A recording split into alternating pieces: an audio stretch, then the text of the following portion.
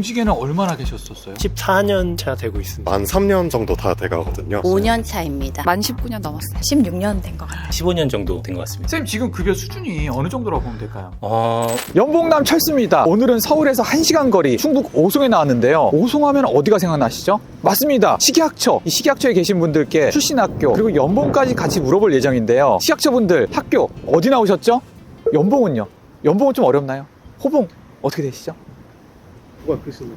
간단히 자기소개 좀 부탁드릴게요. 식약처 의약품 품질과에서 근무하고 있는 약무직 공무원 배동원이라고 합니다. 그럼 몇 급이라고 생각하면 되죠? 7급 공무원입니다. 하신 지는 얼마나 되셨어요? 만 3년 정도 다 돼가거든요. 공무원이 되기로 한 이유가 있어요? 저 같은 경우는 약사 면허증을 가지고 있는데 여기에서만 할 수 있는 업무가 있더라고요. 예를 들면 해외에서 수입하는 의약품을 실제 그 해외에 가서 검사하는 그런 역할을 하는데 이거는 우리 국민의 건강이랑 정말 직결돼 있고 민간에 있으면 못하는 업무라는 걸 알기 때문에 사명감을 가지고 또 재밌게 하고 있습니다. 요즘 7급으로 처음에 입직을 하면 1호봉이 얼마예요? 사실 저 같은 경우는 군대 경력이랑 민간 경력을 인정받고 와가지고 6호봉인데요. 여러 가지 다 해서 지금 기준으로 말씀드리면 실수령 300 정도 이상은 되는 것 같습니다. 저는 지금 보건연구사입니다. 근무하신 지는 얼마나 되셨어요? 5년 차입니다. 5년 전에는 어떤 일 하셨죠? 서울에 있는 대학병원에서 연구교수로 일하고 있었습니다. 학교를 포기하고 공무원을 하려고 한 이유가 네. 있다면 어떤 게 있어요? 딱 5년 전이 코로나 시기였는데 그전만 해도 공직이라는 게 되게 멀게 느껴졌었거든요. 근데 이제 코로나 시기가 되니까 공직자분들이 얼마나 가까이서 노력하고 계신지가 또 보이고 그분들의 노력 때문에 사실 지금 저희가 팬데믹 속에서도 되게 안정적인 삶을 유지할 수 있었던 것 같아가지고 나도 뭔가 조금 더 가치 있는 일을 해보자 라는 생각이 들어서 지원하게 됐습니다.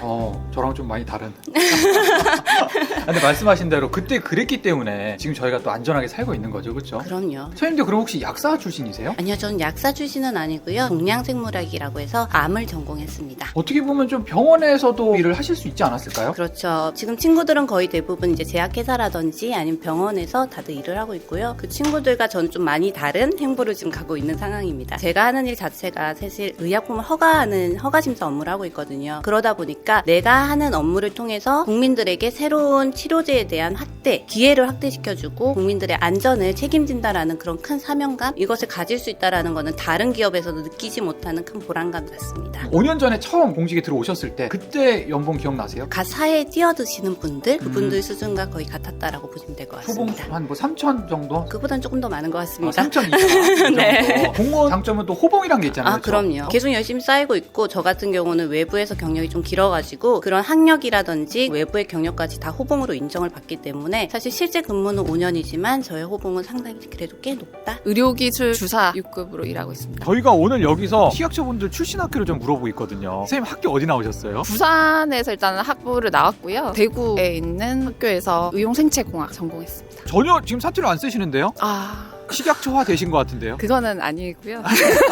지금 정확하게 하시는 일이 그러면 어떻게 되는 거예요? 전 지금 식약처의 의료기기 안전국에서 의료기기 허가과에 소속되어 있고요. 의료기기, 인공관절 아니면은 디지털 의료기기나 뭐 이런 것들을 허가하는 업무를 담당하고 있고요. 하신 지 얼마나 되신 거예요? 만 19년 넘었어요. 내가 허가하는 의료기기가 우리나라에 출시가 되고 이런 굉장히 부담도 많이 될 것 같아요. 맞아요. 제가 하는 업무를 통해서 의료기기 업계에 계신 분들이 사활이 걸린 분들도 계시고 하기 때문에 사실은 처음에는 부담스러웠고 지금 시점에서 이제 생각을 했을 때는 업계에 이제 또 도움이 될 때도 있고 법령을 검토하거나 규제를 개선하거나 그런 것들이 있으니 또 보람이 되기도 하고요. 그리고 공무원 20년 가까이 하셨는데 제일 좋은 장점이 있다면 어떤 게 있어요? 이제 아이를 둘을 키우고 있는데 육아휴직 제도를 활용을 해서 휴직을 했다가 다시 복직을 하고 이런 식으로 해서 지금 19년까지 흘러왔어요. 그런 제도를 이제 활용할 수 있는 것이 가장 좋은 점인 것 같아요. 전혀 눈치 안 보고. 예, 그렇죠. 육아휴직은 그럼 몇 년이라고 보면 돼요? 자녀 한 명당 3년까지는 가능해요. 약무 사무관이고요. 의약품 허가 업무하고 있습니다. 하신 지는 얼마나 되셨어요? 의약품 허가는 2년 정도 했고 의약품 업무 전체로는 한 18년 정도 일했습니다. 궁금해하시는 분들이 많은 것 같은데 출신 학교가 어떻게 되세요? 서울에 있는 약학대학을 졸업을 했고요. 석사 졸업을 같이 했습니다. 석사까지 하시고 이제 네. 공무원으로 오신 건데 네. 느끼는 장점 하나 들 것 같아요. 아무래도 공적인 업무를 하다 보니까 국민들한테 안심할 수 있는 의약품을 제공하는 거에 대한 만족감이 가장 클 것 같습니다. 또 재밌는 에피소드 이런 거 있을 것 같아요. 제가 예전에 의약품 부작용 쪽 업무를 했었는데요. 피해 구제를 해주는 사업을 하고 있어요. 식약처에서. 그래서 어떤 특정 특정 의약품에 같은 경우에는 유전자가 부작용에 영향을 미치는 거예요. 그래서 이게 급여가 안 되기 때문에 환자들이 이 유전자 검사를 안 하게 되고 부작용이 이제 더 많아지는 상황이 있었고, 그 부분에 대해서 이제 저희가 복지부랑 심평원이랑 같이 협업을 통해서 검사에 대해서 건강보험 급여도 되게 했었어요. 그 부분이 환자분들한테 좋은 기회를 줄 수 있었던 게 굉장히 보람이 되고 재밌었습니다. 보건연구사입니다. 몇 급이라고 보면 될까요? 6급 상당에 해당합니다. 일하신 지는 얼마나 되셨어요? 14년 넘었습니다. 네. 공무원을 택하신 이유가 있어요? 어차피 이 직종이 있을 거면 일을 제일 제대로 배울 수 있는 곳에서 배워보자. 근데 그런 곳이 어디일까 생각해보니까 결국에는 식약처에서 모든 일이 시작이 되는 것 같아서. 부모님께서 좀 반대하거나 그러지 않으셨어요? 부모님은 엄청 좋아하셨어요. 공무원에 대한 인식이 어르신들은 좋으셔가지고 좋아하셨어요. 요즘에는 공무원에 대한 인식이 좀 다르죠. 가장 큰 이유가 낮은 급여 네. 이런 얘기를 많이 듣는 것 같아요. 네. 실제로 어때요? 급여 수준이 좀 낮은 편인가요? 처음에 들어왔을 때는 약간 작나? 이런 생각을 하긴 했거든요. 네네. 근데 이제 지금 14년 돼서 계속 이제 연차가 늘고 하니까 먹고 싶은 거 먹고 하고 싶은 일을 다 할 수는 있는 것 같아요. 공무원 또 호봉제다 보니까 쌓이고 나면 또 네, 올라가는 네. 구조고. 그럼 지금 이제 한 14년 정도 하셨는데 어느 정도라고 보면 될까요? 저희 근데 다 공개가 돼 있습니다. 인터넷에 아, 호봉이. 어디 가면 저희가 알 수 있죠? 그 인사혁신처에 보면 제 호봉이 아예 별표로 다 이제 1년 지날수록 얼마가 오르는지 다 나와 있어요. 전 국민 공개예요. 의약품 규격과에서 연구사로 일하고 있는 이태용 주무관입니다. 공직에는 얼마나 계셨었어요? 14년 차 되고 있습니다. 와, 그때 기억나시나요? 저는 얼마 안 된 것 같은데 다양한 일을 많이 경험하다 보니까 14년이라는 기간이 금방 지나간 그런 느낌입니다. 와, 근데 아무래도 또 연봉도 조금 그쵸? 네, 공무원 특성상 한 단계 올라가는 과정을 이제 꾸준하게 지나오고 나니까 지금은 다른 직종에 있는 분들과 비교해봤을 때 꽤 만족한다라고 생각하고 있습니다. 지금 호봉이 어떻게 되시죠? 한 18호봉 정도 됩니다. 18호봉. 이거 진짜 나온다고 하셨어요. 아까 보니까 사이트에. 네. 제가 네. 찾아보도록 하겠습니다. 네. 그럼 이제 급여 말고 공무원을 하시면서 느꼈던 제일 큰 장점 뭐가 있을까요? 사명감을 느끼면서 하루하루 직장 생활을 할 수 있다는 게 가장 큰 장점인데요. 치약에서부터 주방 용기, 음식에 써있는 칼로리 이런 것까지 다 우리 가족, 우리 아이들과 가장 밀접한 부분과 연관되어 있는 일을 우리 식약처에서 하고 있거든요. 여기에 내가 일원으로서 참여해가지고 그런 의미 있는 일을 해간다는 자부심이 큰 장점이 아닌가 싶습니다. 의료기술직 사무관이고요. 근무하는 부서는 의료기관리과입니다. 식품이나 의약품 외에도 의료기기까지 관리하나 봐요. 그럼요. 코로나 때 우리 국민 모두 한 번 이상 써보셨던 코로나 진단 키트 있죠. 그게 체외진단 의료기기거든요. 그래서 저희 부처에서 관리하고 있습니다. 그때 정말 바쁘셨을 것 같아요. 정말 바빴죠. 지금 생각해보면 고되고 야근도 많고 굉장히 힘들었었는데 국민들이 이제 보다 안전하게 또 코로나를 관리할 수 있도록 기여를 했다라는 자부심이 있기 때문에 좋은 기억으로 생각하고 있습니다. 그럼 공직에 그 몇 년 계셨던 거예요? 저는 19년 차 됐습니다. 야, 19년.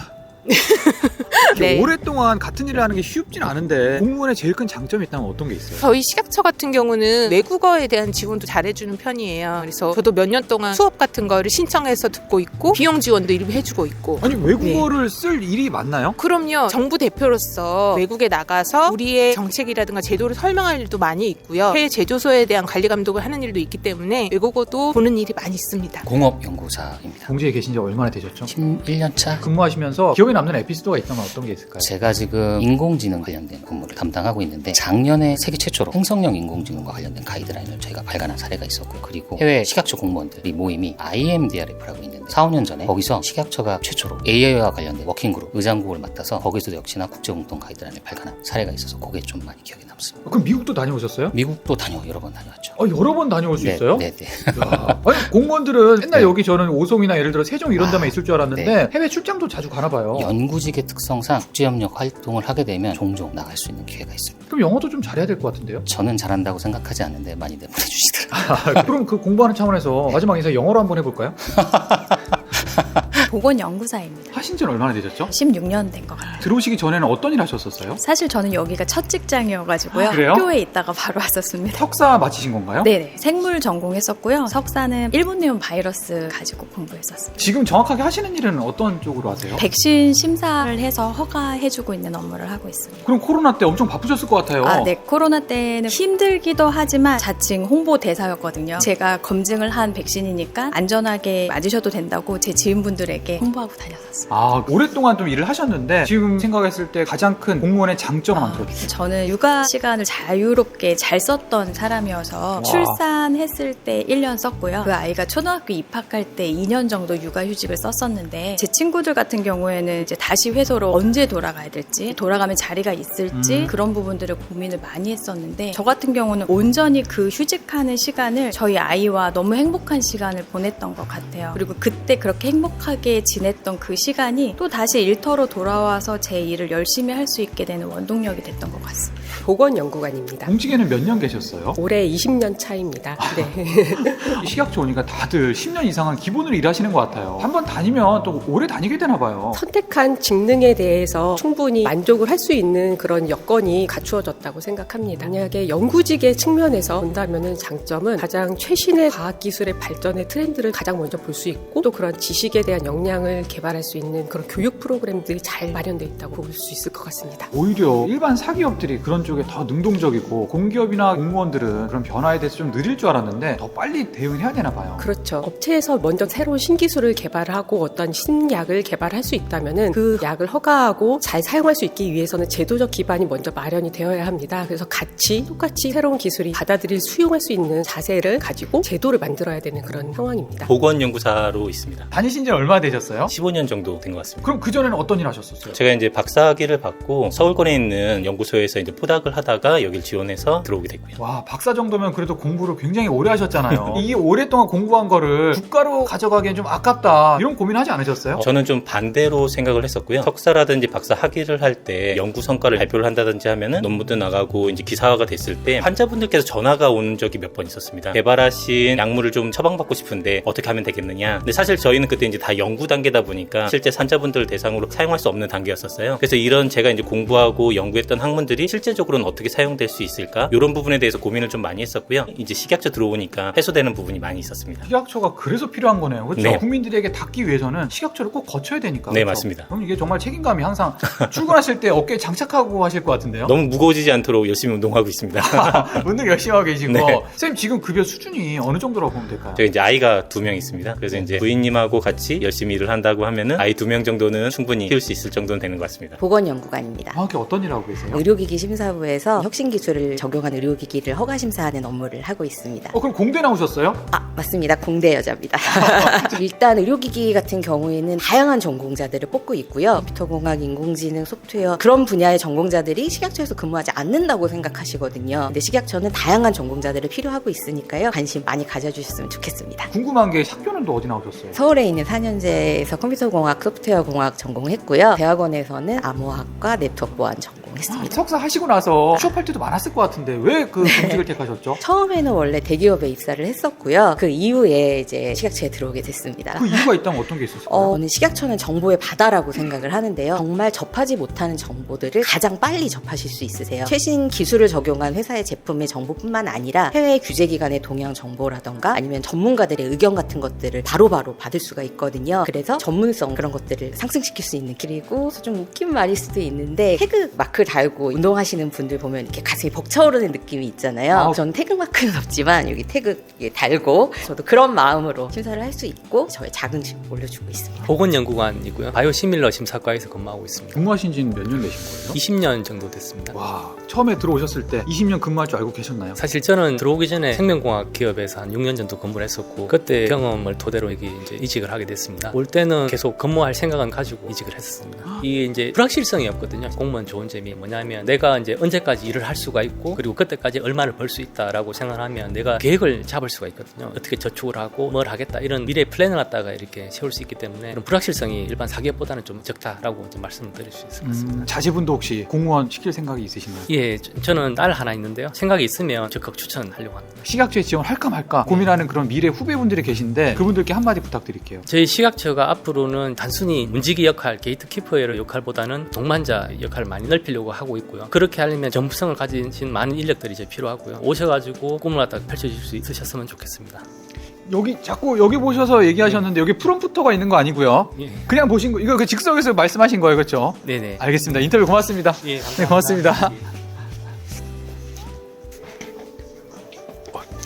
예. 이번에 식약처에서 대규모 채용을 준비 중이라면서요? 네, 저희가 이번에 한 200명 정도 직원을 채용하려고 준비 중에 있습니다. 이렇게 많이 뽑는 이유가 있을까요? 대한민국의 미래 성장 동력이 될 수 있는, 또 지금도 그런 역할을 하고 있는 바이오 시밀러 그런 허가 심사를 전 세계 규제 당국이랑 비교해서 또 가장 경쟁력 있게 하기 위해서 일단 핵심적으로 인재과 심사관이 필요하기 때문에 이번에 역대급으로 채용을 진행하게 됐습니다. 지금 이 영상을 보면서 많은 분들이 네. 지원할 것 같은데 그분들께만 팁 좀 부탁드릴게요. 어떤 경력을 갖고 있고 또 어떠한 공부를 하셨고 그런 자신을 알리는 부분들 촘촘하게 꼼꼼하게 좀 적어주셨으면 좋겠습니다. 이런 역대급 많은 수를 채용하는 기회가 흔치 않으니까 대한민국에 있는 유능한 인재분들이 많이 지원해 주셨으면 좋겠습니다.